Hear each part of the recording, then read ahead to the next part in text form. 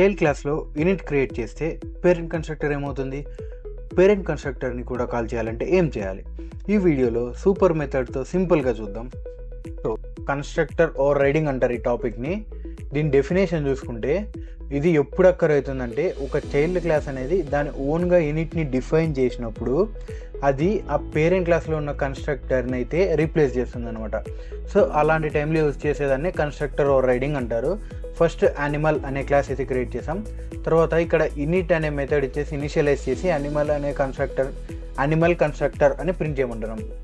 తర్వాత డాగ్ అనే class create చేసి యానిమల్లో ఉన్న మెథడ్స్ని ఇక్కడ ఇన్హెరిట్ చేసుకొని తర్వాత మళ్ళీ ఇక్కడ కూడా ఇంకొక యూనిట్ ఇచ్చి డాగ్ కన్స్ట్రక్టర్ అని ఇస్తున్నాం. తర్వాత డాగ్కి ఆబ్జెక్ట్ అనేది క్రియేట్ చేస్తున్నాం. సో ఇప్పుడు అవుట్పుట్ చూసుకుంటే ఇక్కడ చూసుకుంటే డాగ్ కన్స్ట్రక్టర్ అని వచ్చింది. సో ఓన్లీ చైల్డ్లో ఉన్నదే అవుతుంది అనమాట. సో ఇప్పుడు మనం సూపర్ అనే మెథడ్ యూస్ చేసి ఎలా వస్తుందో చూద్దాం. ఇక్కడ డాగ్ అనే క్లాస్లో మనం డిఫైన్ యూనిట్ ఇచ్చాం కదా. సో ఇక్కడ కింద సూపర్ మెథడ్ ఇచ్చేసి యూనిట్కి సూపర్ మెథడ్ అయితే ఇస్తున్నాం. సో దట్ ఏమవుతుందంటే ఇక్కడున్న యూనిట్ రెండింటిని అయితే కాల్ చేస్తుంది అనమాట ఒకే ఆబ్జెక్ట్కి.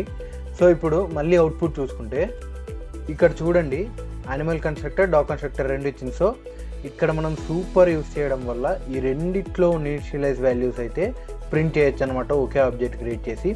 సో ఇలా అయితే కన్స్ట్రక్టర్ ఓవర్ రైడింగ్ చేస్తారు. నెక్స్ట్ వీడియోలో అయితే మనం పాలిమార్ఫిజం చూద్దాం. Until then thank you, bye and don't forget to follow.